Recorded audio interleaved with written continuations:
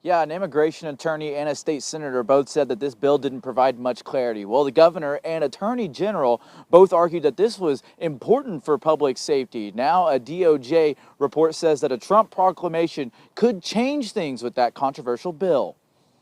In a letter from the Department of Justice to a federal court, they say the president deemed the situation at the southern border as an invasion, and they say that could impact the Oklahoma legislature's effort to remove illegal immigrants. Flashback to May 2024, Governor Kevin Stitt signed this bill into law. We have to have border security, number one. This bill, deemed controversial by many, would allow local and state law enforcement officers to remove undocumented immigrants from the state. The governor then acknowledged there may be some harm to Oklahoma families and economy. But it really broke my heart thinking about some of the working families in Oklahoma that were very fearful of this. I had one client very emphatically say, if this law passes, I'm packing my kids up and we're going. We're not living like second-class citizens. Melissa Lujan is an immigration attorney in Oklahoma City. She talked to our newsroom about the concerns from many about this bill. If I'm undocumented now, am I going to be able to call the police? Because if I call the police, are they going to arrest me for being guilty of a crime? The purpose of the bill, according to many, was to help slow illegal immigrants in Oklahoma who may commit crimes. That bill was blocked by a federal court days before it was set to become law. The court said there needed to be a decision on if it was unconstitutional, and many were upset about this development. And not too soon after, the Attorney General filed an appeal on that court's decision. And to local law enforcement, there was a confusion on how this would be carried out. We're all very concerned about it and how we're going to enforce this, the demand it's going to put on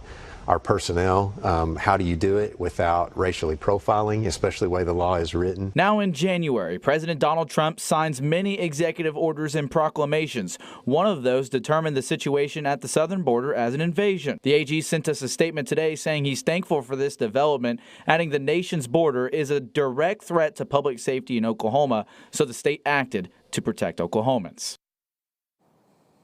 Now, the DOJ says they have to assess whether or not Trump's proclamation would have an impact on this bill, but they do say they are looking into that.